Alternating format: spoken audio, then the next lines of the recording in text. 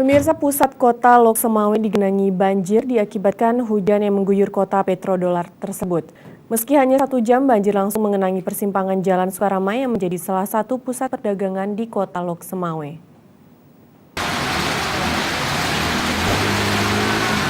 Sejumlah pengemudi sepeda motor dan becak mesin banyak yang terjebak banjir dan mogok karena mesinnya terendam air yang mencapai hingga setengah meter.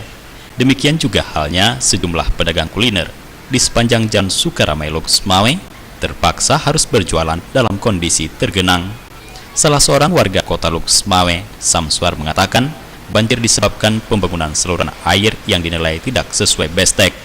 Pasalnya, drainase yang dibangun tidak dilengkapi dengan bak kontrol untuk membuang apabila ada sampah yang tersangkut. Selama ini setiap datangnya musim penghujan, selalu digenangi banjir dan membuat aktivitas warga setempat terhenti.